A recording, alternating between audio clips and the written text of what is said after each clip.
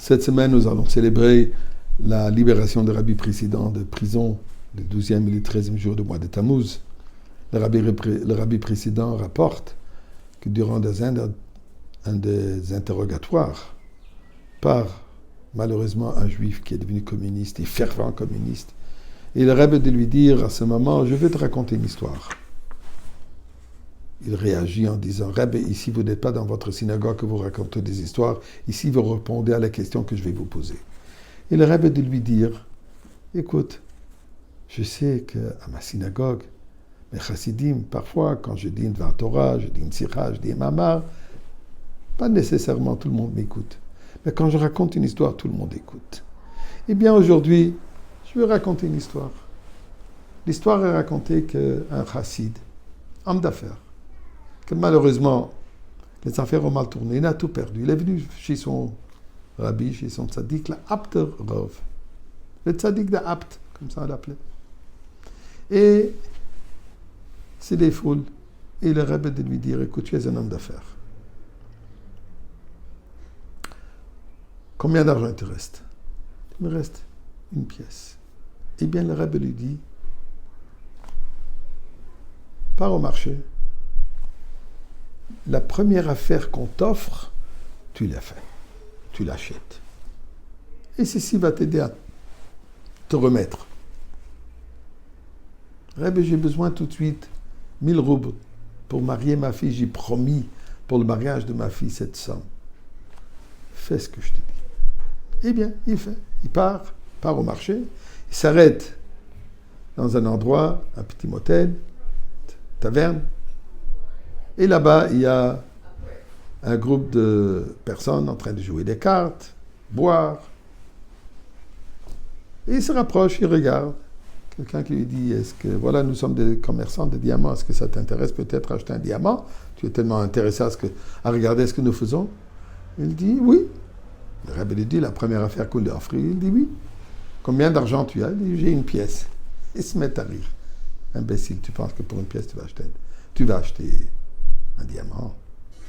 Là, il y a un de ce groupe qui se lève et dit, moi j'ai une affaire à t'offrir. Il dit quoi?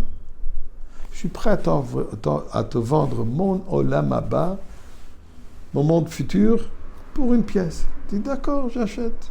Un contrat signé, tel et tel vend son olam haba à tel et tel pour une pièce. Tout le monde rit, tout le monde est content, ça continue à jouer.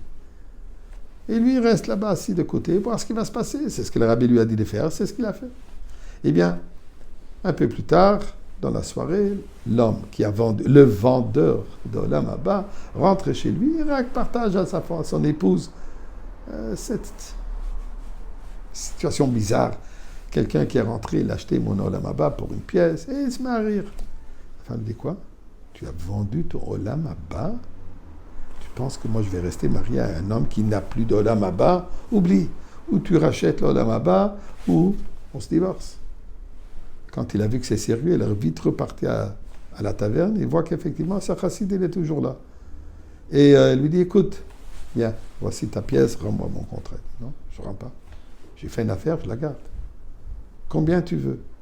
Commence à négocier. Finalement, il lui dit, écoute, 1000 roubles, une somme astronomique. 1000 roubles, et c'est ce que je veux. Je ne suis pas intéressé à te revendre toi là-bas. Je suis bien content de l'affaire que j'ai faite. Eh bien, le pauvre, il n'avait pas de choix. Il lui a donné, parti chercher les 1000 roubles, il lui a donné les 1000 roubles, et ils ont déchiré le contrat. Et Baruch Hashem, lui, le chassid, il est reparti, il a pu marier sa fille, il a pu se remettre dans les affaires comme il se devait. La bracha du rabbi, bien sûr, qui était très efficace. Entre-temps, l'épouse de cet individu est venue voir le tzaddik de Abt. Il dit, Rebbe, je voudrais savoir, est-ce que le olam haba de mon mari ne vaut pas plus qu'une pièce? C'est le mari que j'ai marié. Et le rabbi de lui dire, ce que ça valait avant, pas important, mais je peux te dire ce que ça vaut aujourd'hui. Le fait qu'il était prêt à donner une somme astronomique pour racheter son olam haba, maintenant elle est immense. Son olam haba est immense. Une mitzvah. Mais quand on l'a fait avec un dévouement total, elle a une valeur extraordinaire. Je crois qu'un autre message nous pouvons tirer. Nos chachamim nous disent qu'on mérite de Nashim Tzidkaniot, Nigalo Avotenu Mitzrayim. Au mérite des femmes pieuses, nous avons été libérés de Mitzrayim. Eh bien, ce sont ces femmes pieuses, aujourd'hui, qui vont nous sortir de notre galoute et qui vont pas seulement nous amener au Olam Haba, le monde de Gan Eden, mais qui vont nous amener dans le monde de Mashiach, qui est le vrai résultat de toutes nos actions, de tous nos mitzvot que nous avons fait, et que Dieu nous fasse qu'on les mérite aujourd'hui même.